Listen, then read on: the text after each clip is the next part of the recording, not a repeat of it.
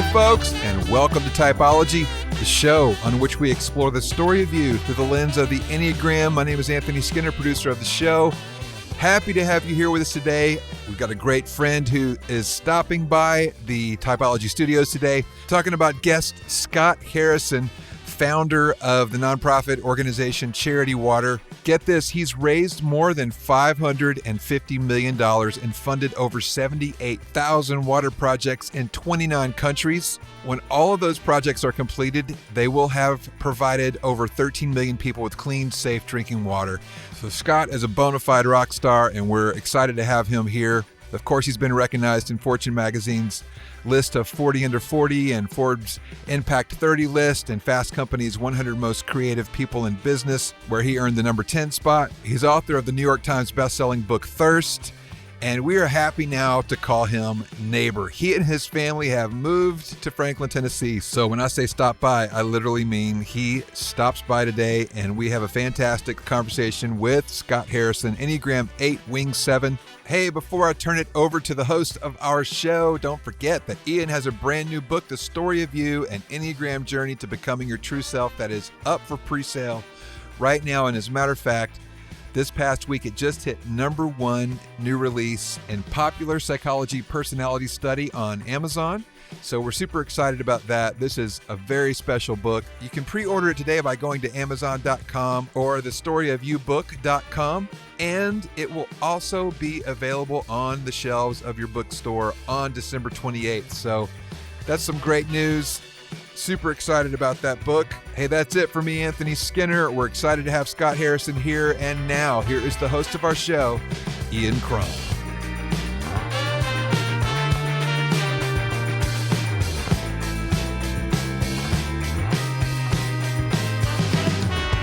Scott Harrison, welcome back to Typology. Good to see you. It's been a few years. It has been a few years, and a lot has happened. You went from living in Manhattan to a farm in Pennsylvania, and now we get to welcome you to Tennessee. You're living in Franklin, Tennessee. Yeah. Yes. It was a short drive over here. Wasn't that nice, right? It was great. And I'll wait till we get off air to ask you where in Franklin you live. Okay. Well, we're renting a house, so we're Okay. still we've only been here 6 weeks, and we've done a little bit of travel, so we're just getting situated, but we really like it so far. So you are Somebody called this the COVID shuffle the other day. I like that. They're like, oh, this is your third place. You're doing the COVID shuffle. Yes. That's funny. Yeah. Well, I did the COVID shuffle, but I don't think it was COVID inspired. But I certainly did a shuffle in the middle of COVID. Yeah. Right. So you were on the show 2 or 3 years ago. It might be 3 years ago. I think it was 3 years ago. I think it was on kind of book tour. I Wow. just written a book, and I think it was 3 years ago. Yeah. And you are an Enneagram 8. But I want to be a 7. You want to be a 7. I was able to be a 7 during COVID at the farm. Well, there's maybe you're just activating that 7 wing in a big way. I'm curious to know, because I know that you're a reflective person, more than 8s typically are, in fact. What have you learned about yourself in the last 3 years since I last spoke to you? And maybe you could answer that through perhaps even the lens of your type. Yeah. Well, maybe a little bit of our COVID experience. So we were 26 years living in New York City, fighting it out in a 2-bedroom, 1,200 square foot apartment that if I told people what we paid, Yes. you just couldn't believe it. Yep. This is the perfect way to sum up New York City economics. We leased a Kia Sorento for $326 a month. We parked it for $600 a month. Yes. And insured it for $300 a month. Yes. Right? It's like a $1,200 a month Kia. And drove it twice a month. To take the kids to the zoo. No, we actually used it. That's good. We saw grandparents and my elderly father. COVID happened, and we just said we can't imagine living a pandemic on the 21st floor of a high rise in New York City. Also with a huge loss of income from speaking and traveling. And so we wound up moving to a really rural setting. And I think what I learned about myself was I loved the anonymity. I loved stepping off of the public stage. I loved going from 88 flights and 100 speeches to 0. Sleeping in my own bed, waking up with my kids, reading, splitting wood, cutting down trees, getting a chainsaw, riding an ATV. I did some hunting, canoeing, kayaking. I loved being in silence in the outdoors. And I kept expecting to miss the buzz and the energy of, I got off stage and 10,000 people, or I got to open up for a president, or, the kind of the energy of the airports and the travel and the book signings. I didn't miss it one bit. And I was, we were all in the same boat, but we were able to kind of run the organization successfully remotely. I went up to this little attic and I would open up Zoom like everybody else, and it worked. And I kind of didn't want to go back to the former hurry. You have this really colorful past. Let's put it that way. So let's just sort of do a very 8-ish past, right? Let's kind of review it. Okay. Born in Philadelphia, middle-class family. Mom becomes disabled when I'm 4 due to a carbon monoxide gas leak.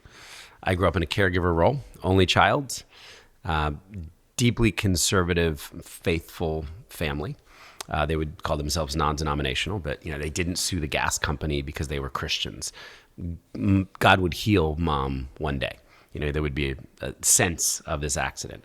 Right, because Mom was the victim of a carbon monoxide gas leak. So her immune system shut down and she was never able to function normally again. Effectively, everything chemical in the world made her sick. So it's interesting. I grew up with masks. I've had masks in my family for 40 years. I would never see my mom's face. She would always wear one of the 3M family of masks, whether it was an N95 or a charcoal mask, because soap would make her sick. The print from a book would make her sick, the ink smell. So I lived in a pure environment. And this is something I've kind of been able to reflect on a little bit later. If I went out, let's say I came home from this podcast and I was going into my childhood home, I would strip naked in the garage and I would put on hospital scrubs or clothes that had been washed in baking soda 5 times.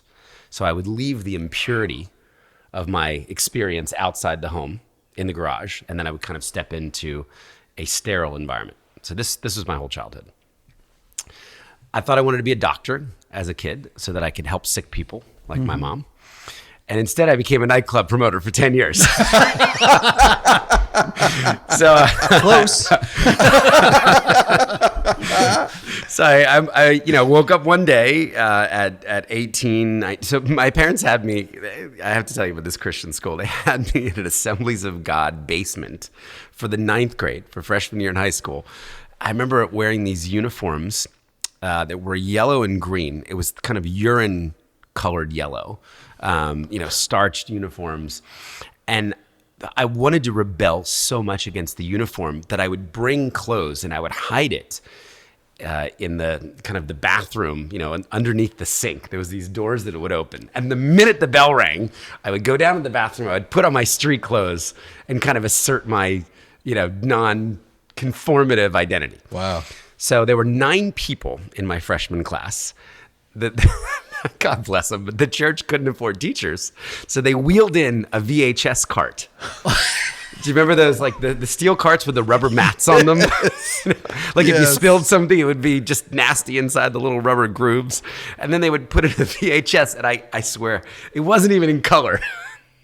Wow. So science was somebody teaching science by video cassette. I guess this dates me a little bit too. Anyway, I told my parents that if I finished school there, I would just run away from home and they would never see me again, and they needed to put me into the 4,000 person high school. Well, they said, if we put you into the 4,000 person high school, you're going to be corrupted. We know how this story is going to end. And they were right. So it led to me becoming a nightclub promoter in New York City.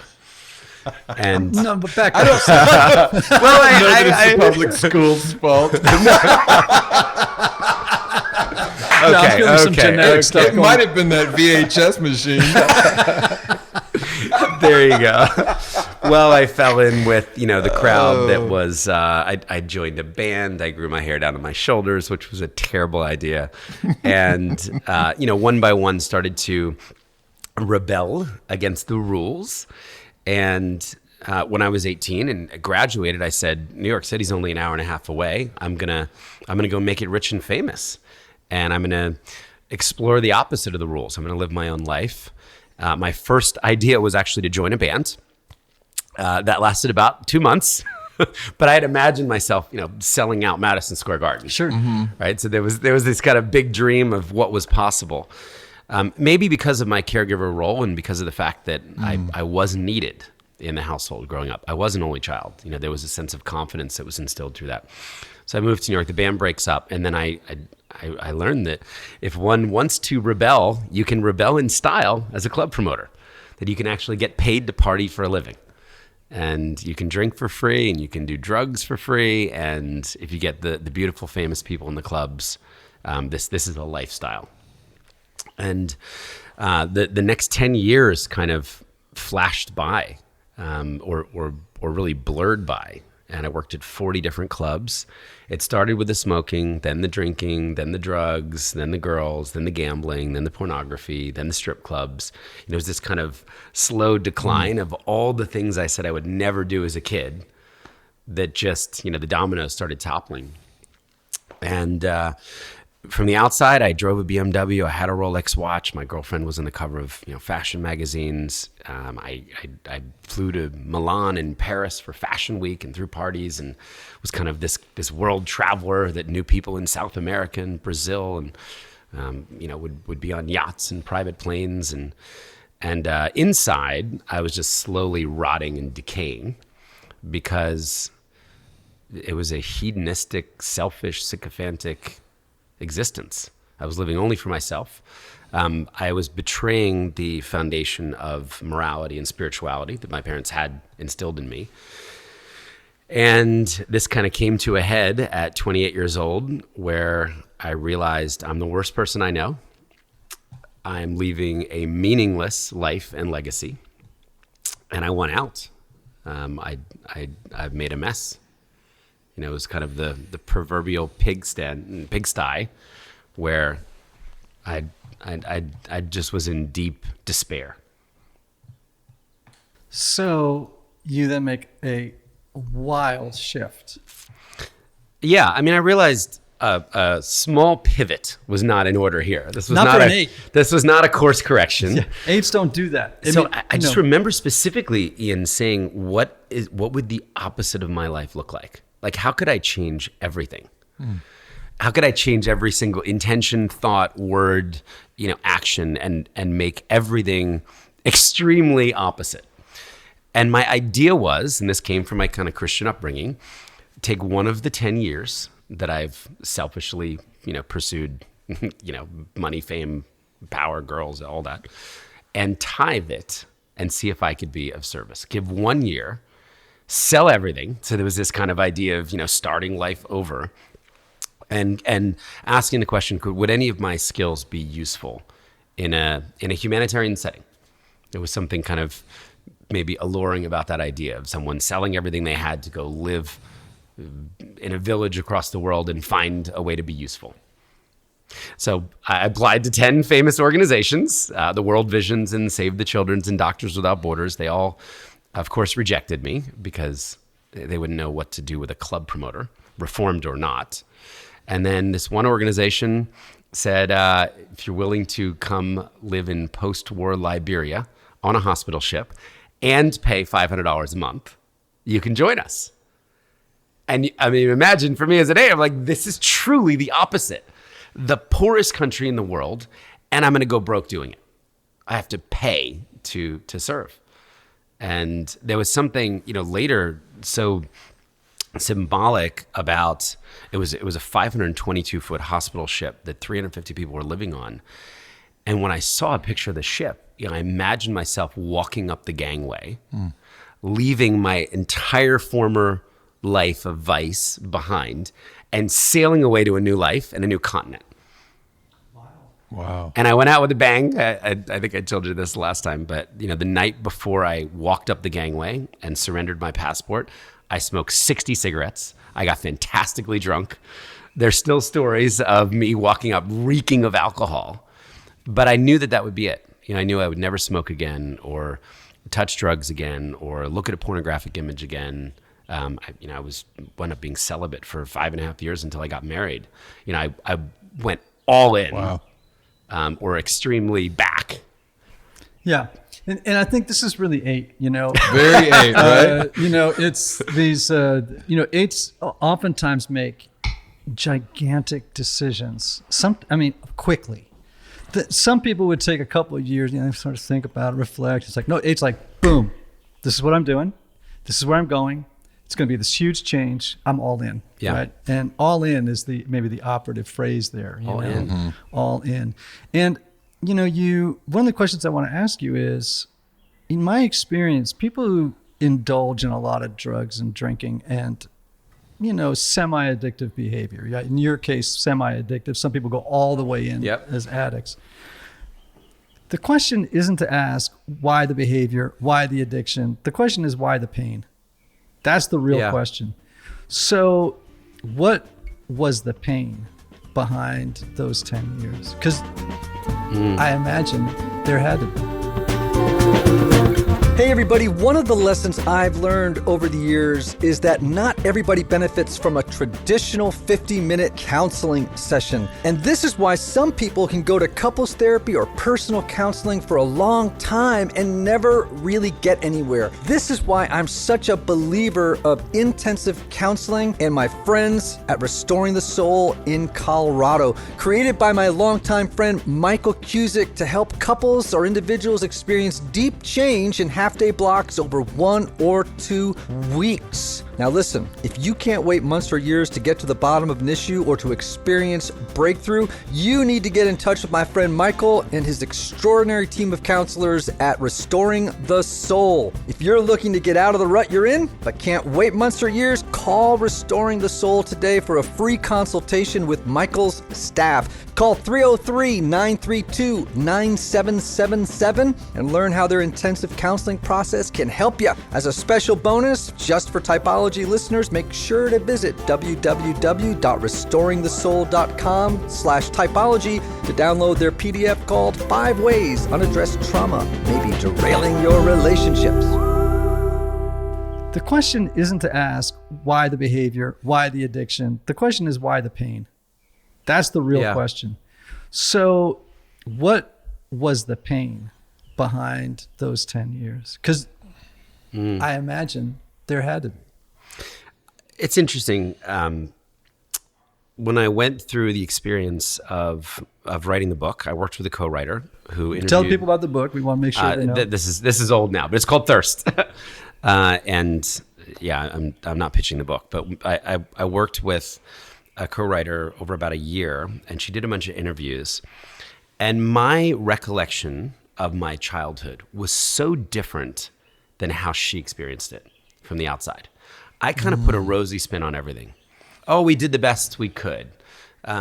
This taught me how to be an entrepreneur. This taught me independence. Almost every act of trauma in my childhood, I put a positive spin on. And her outside perspective was like, Scott, I feel so sad for you. I remember she was weeping one day after an interview. Wow. And that felt so foreign to me. For someone to be sad about the way that I grew up, there was such a disconnect. And I think that led me on, maybe a couple year journey to process some of that, or at least understand. My mom never touched me because she couldn't. I was impure. So I never was able to hug my mom. And now, I've got 2 young kids. I'm so physical with them. They will, my daughter's 5, and every time she sees me, carry me. She wraps her arms around my neck. I never had that as a child. So I do think there was some pain, and not in even the church and the rules, because it's funny, I was having this argument with my wife the other day. I'm so extreme. This will make sense for you as an 8. I had the foulest mouth for 10 years. I would say words that would shock people. And then I quit cursing altogether. And now I don't want any cursing in my home. It's like this rule at Charity Water, which is just kind of a pet peeve, and founders get to do it. Like, there's no swearing at the organization because, it's our value of respect, and we work with a lot of kids. My wife likes to swear every once in a while. And it wasn't until we did some counseling together and we kind of went through our trauma eggs and our past. And she said, I always thought you were being self-righteous, but you're afraid if you open the door a crack, if it starts with swearing, you're afraid of where you might go to the extreme. And I was like, oh my gosh, I was like this kid trying to keep the house pure. Now I'm trying to keep my life pure, my heart pure, like the words, my house with my young kids pure. I'm doing the same thing again. And she actually had it was a great win because she had some compassion for me. She thought I was just being, a prig about it. Why can't I swear? Who cares? What's the big deal? And she's a 4, right? She's a 4. And that's always an interesting combination. The 8-4 combination is always interesting, but it can be really, really great. In part because you are both intensely passionate, right? And authentic. We both value authenticity. Yes, you are neither one. Well, yes, although she's more image conscious than you are, oddly, typically anyway. But in her emphasis on authenticity would even be stronger than yours, And, 8s are, I think in some ways, the honesty is a really important value, when they get their stuff together and they're really helpful. The number one value of the organization is integrity. And we make that even above every other value, above everything else. I will drive a half hour if I find that, I got overpaid by $5 or something. And that she doesn't understand that. Well, why would you do that? That's like, I need to be able to go to sleep knowing that, I'm always trying to do the right thing in the most extreme way, in the most honest way, sometimes to a fault. So that's right. been a point of tension as well. She's like, who cares? Right. Who cares? So it's interesting too that, there's St. Ignatius has this sort of spiritual formation rule, and it's called a Jerry Contra. And I talk about it quite a bit in this new book of mine, right? The Story of You. That a Jerry Contra literally means do the opposite. Just do the opposite, right? So if you're, an unhealthy 8 and you're living a crazy life, part of the way of reversing the momentum on that style of life is just do the opposite, right? And it sounds like unconsciously you just sort of adopted an Ignatian posture, right? Which is a Jerry Contra. I am just going to do the opposite of everything I did, and in the process, experience deep spiritual transformation. That's what I'm hearing. Yeah. Well, I have a couple questions. One, and I'll work my way backward. What was your response when she said, "Oh, you're afraid of cracking the door"? I mean, is that true? I think so. Yeah. With a lot of things, this idea of purity, or being terrified of the road to impurity, because I explored that so fully. Yeah. Yeah. The same thing, if it started with a smell with my mom, it would set her down this symptom chain. It might start with a migraine that would then lead to swelling, that would then lead to, her throwing up. And it could be just getting a whiff of cigarette smoke on my clothes. Yeah. So you're an 8 with a 7 wing. Did you ever wonder if you were a 7 with an 8 wing? I'd love to be. So, I mean, here's just the only reason I'm asking is you're pretty close. And, the unconscious motivation of the 7. I've taken your expensive test a couple times, like the best Ian Cron test I could get. And I always get 8-7. Okay. So it must be super close. It might be. It may be super close. If you think of the Enneagram as a color wheel, it's not like there's a box in the 8, there's a box of the 7. You got this little space in between, you know what I mean? And, it just kind of depends on where you are on the continuum. But really the 7's unconscious motivation is this need to avoid difficult or distressing feelings, right? Pain, grief, sadness, boredom, stuck, sometimes commitment. They can be hedonistic in their own way. They can be narcissistic, right? The life becomes about them, right? Regardless of how it affects other people, my partying, my whatever. It's like, yeah, but please don't stand in the way of my fun, right? Of course, the eight's unconscious motivation is a need to assert strength and power over the environment in order to mask vulnerability and weakness. I hear both things in your story, and I'm wondering which one sounds more like you. I feel like I experience a lot of pain and sit with it. So the idea of just always running to the next experience doesn't sound like me, but I love new things. I mean, I'm one of the last ones to go home, right? If there's something new to do. Just thinking back on the farm, I mean, what I loved living rurally, there are all these things I have never done before that I can learn how to do. So I bought a book on giant pumpkins. So I'm going to learn how to grow the biggest pumpkin. Then I'm going to grow giant watermelons, right? I didn't buy one ATV, I bought 5. So that everybody who came over, used, right? But so that everybody could come over, we could go out and explore together. There's kind of example, we didn't get 1 chicken, we got 26 chickens.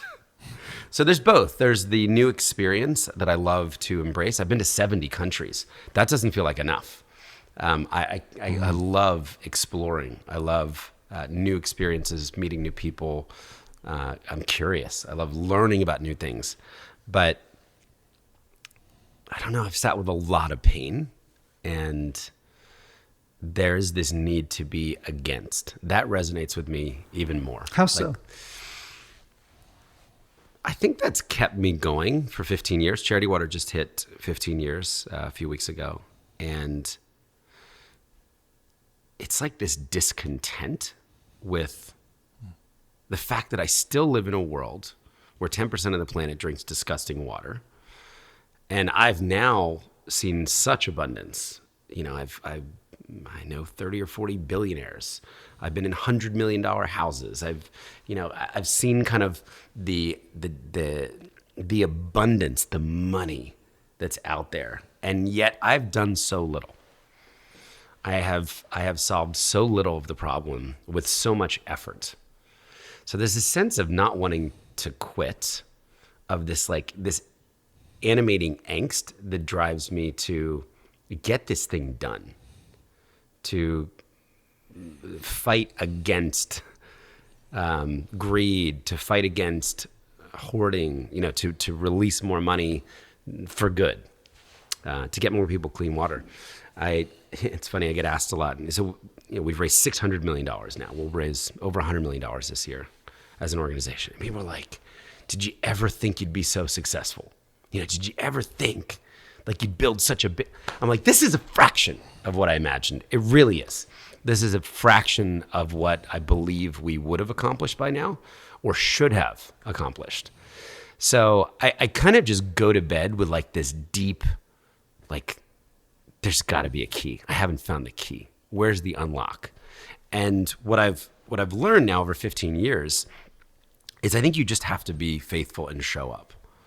And I think if you just kind of continue to grind, I saw a 27-year stock chart of Amazon the other day.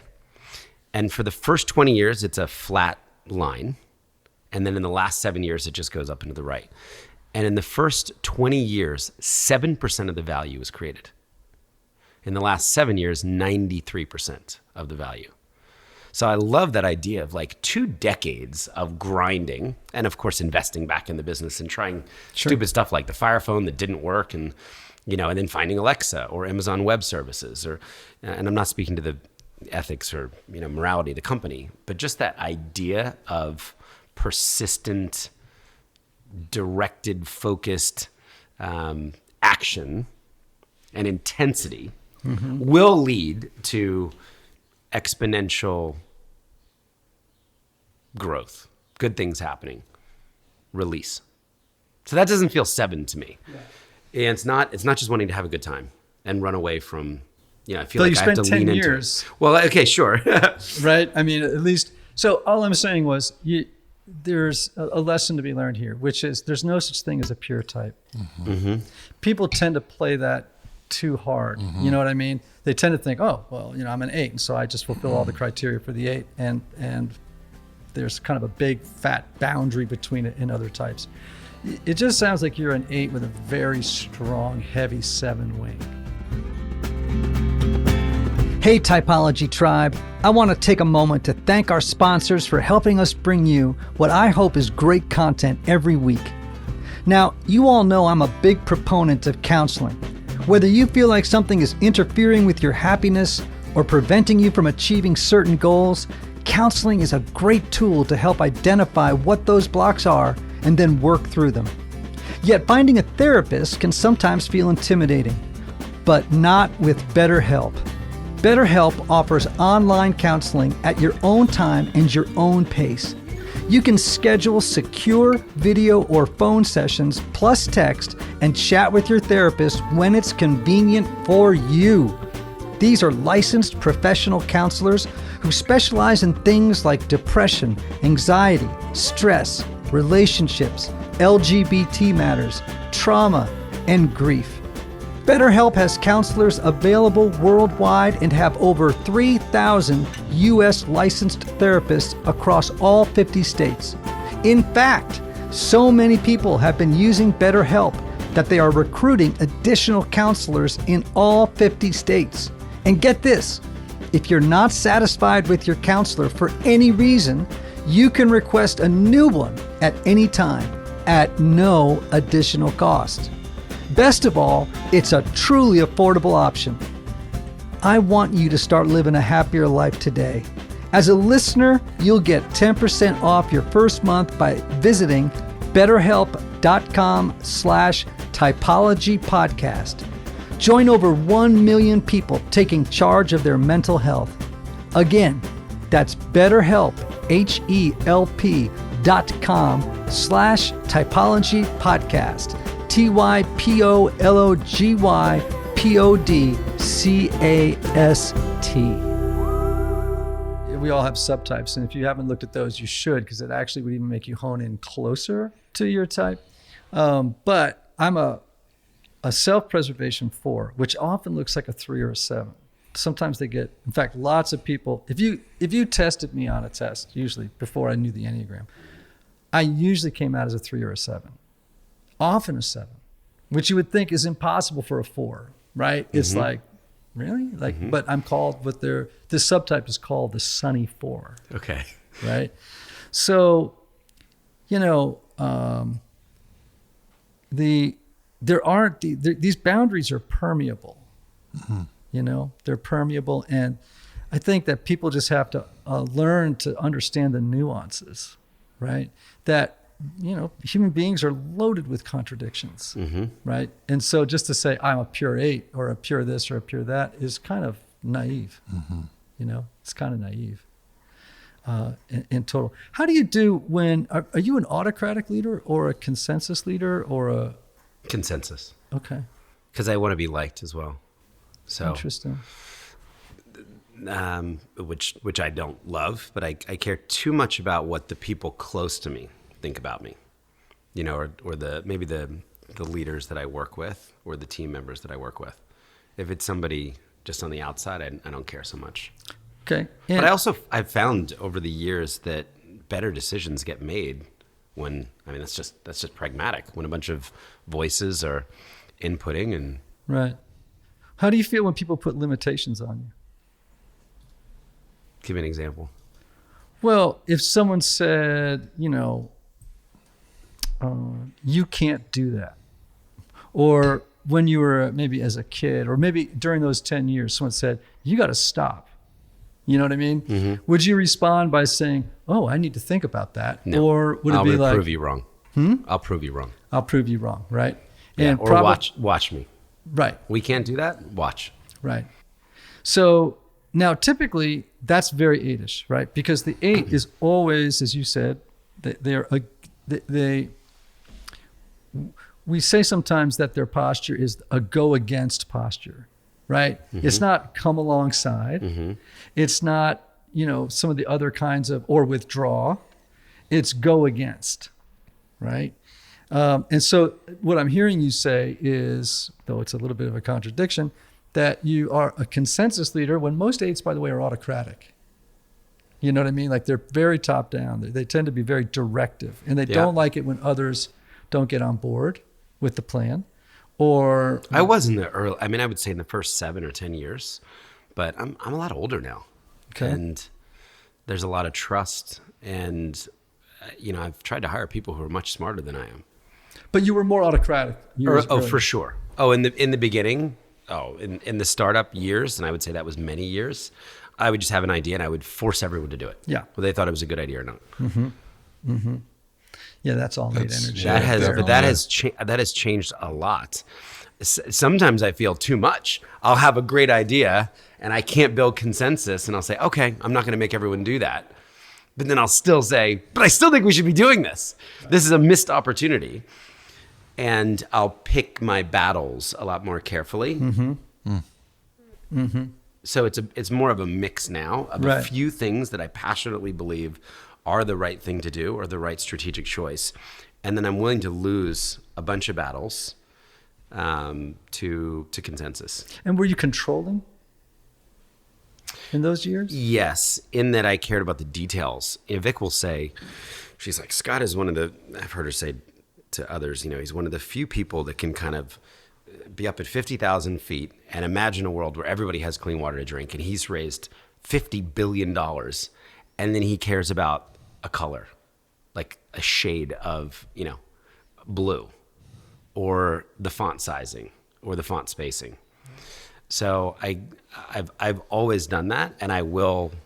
I'm still in the design process, although less so now at my stage and maybe just development. Now, if I don't like what a designer has done over a week's work, I have to really not like it. If it's just a small change, I'll just say, that's fine. It's good enough. Yeah. And what you're talking about here too is the evolution type, right? You've learned some things, you've suffered, this is what happens. When we're younger, our type tends to be very florid and much clearer and a little bit more, I won't say stereotyped, but really fits criteria, right? So we get older, we learn some stuff and we know we have to make adjustments. The human personality hopefully is adaptive, not rigid, and we're able to make some changes, right? But I had an experience with this morning. We're dropping a new course in a couple of weeks, and my team was like, I just get one email after another. Can you check this? Can you check that? Can you watch the video? Can you look at the font? Can you look at the colors? You know what I mean? Now, I'm a 4. That stuff really matters to a 4, right? The aesthetic of it. But I know now at my age that if they let me get in there, it is going to slow this ship down so much that it will never be released. I'm looking for an Ingmar Bergman film instead of a course on the Enneagram, right? And so I've just learned, okay, I just actually spoke with my assistant this morning, and I'm like, I can't read all these emails. I'm going out of town tomorrow to speak for 5 days. We have a book launch coming. We have all this other stuff. I said, the team has to make these decisions. And that's what they're there Doesn't that for. feel great? It does. But I do know that when I go to review the final, or it comes in your inbox because you're on the list. Right.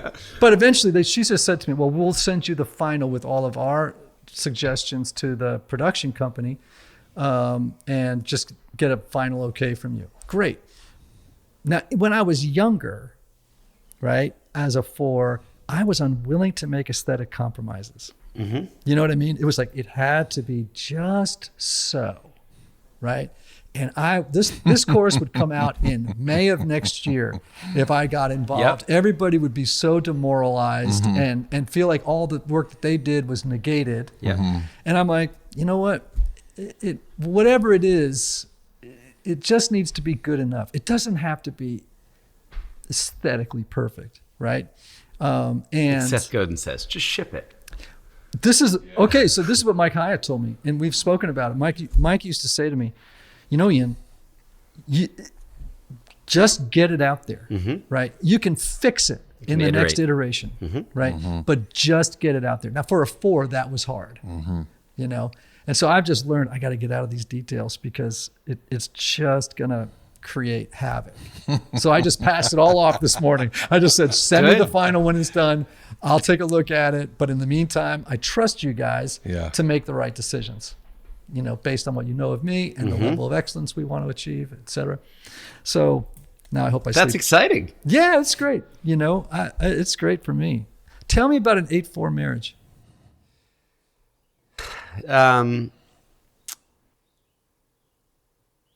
Well, we had very different experiences. I think the last 18 months was so good for me.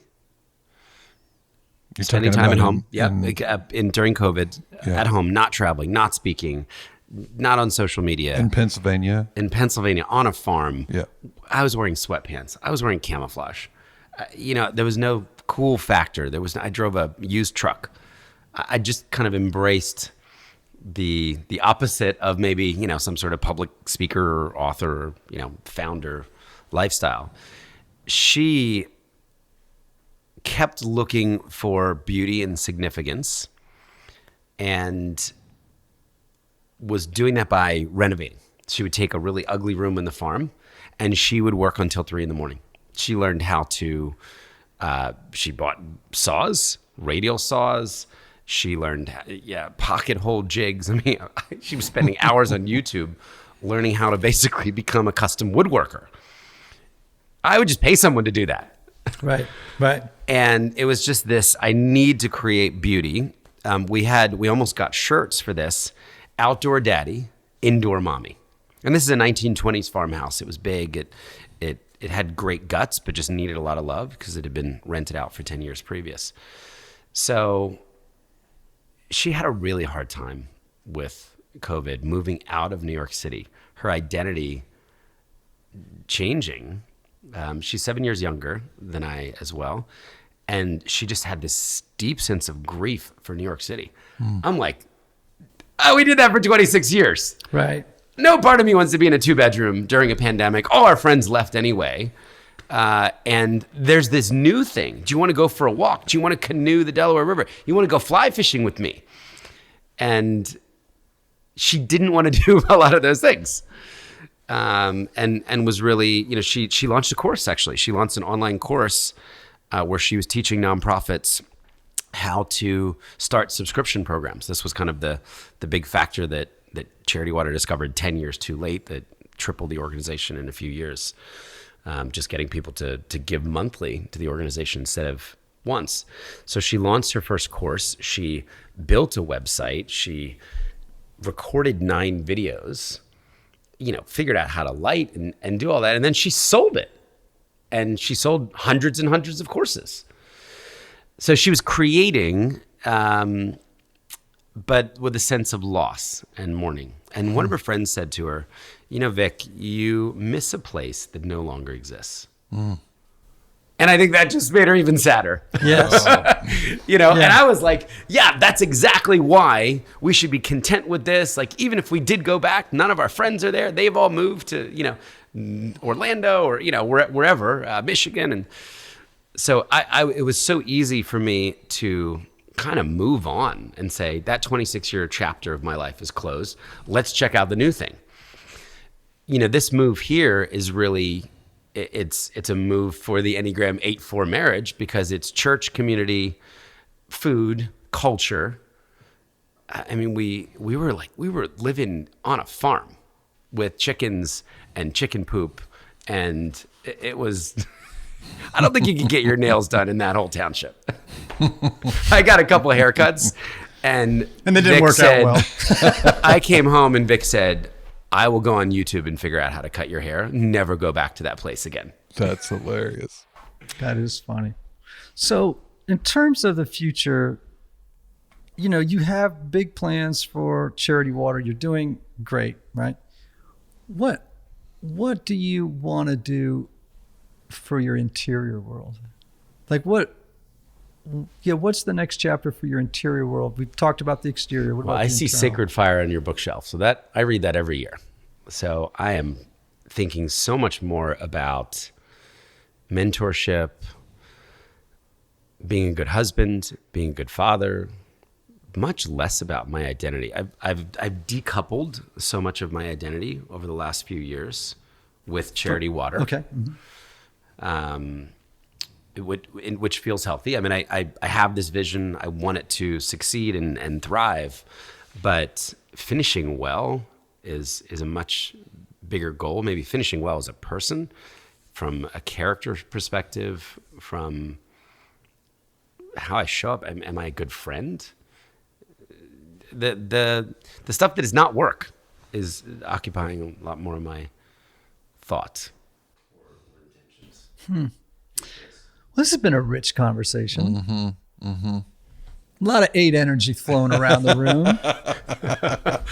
And of course, in that 3-7-8 triad, there's some 3 juice flowing around. Right. But that 8 juice feels predominant. Feels predominant. How do people learn more about what you're doing? They can go to charitywater.org. Okay. charitywater.org. Scott, thanks for coming on the show today, buddy. Thanks for having me back. It's wonderful to have you in Tennessee. It's a real joy. And I hope we get to spend some time together. Everybody's so nice here. Yeah, I know. Well, that was I moved to Greenwich, Connecticut, right from New England, kind of New York, and I got down here and I made more friends in 6 months than I had made in 35 years. As a New Yorker, you're not sure if they're genuine, legitimate or not. But they actually are. I know. Yeah. Wait, you just wait, because you're going to realize one day that you have more friends than you can actually ever service or see, and you're going to be like, I got to cull the herd because I got work to do. I can't have lunch and breakfast every single day of the week with someone who wants to get to know me. I literally now have to be. I would love to get to know this person, but I only have so many years on Earth. Right. That's so funny. There is a deep. My assistant said the other day, this is going to have to go in January or February. Because I want to, the same thing is happening. I'll go through church at the lobby and, it's great to see you're here. Could we get lunch, coffee, breakfast, dinner, a drink? And they mean it. I know, and I want to. It's crazy. Yeah. But it actually is a great enhancer one's life. I love the East, but I don't think I could move back now, because the relational thing here is just, and the creativity is so rich, and it's wonderful. Again, thanks for being on Thanks Typology. For having me. Thanks for having me, guys. And Typology. See you again soon. I hope so. Typology Tribe, you know how I end this thing. May you have love. May you have joy. May you have peace. May you have healing. May you have rest. Until next time.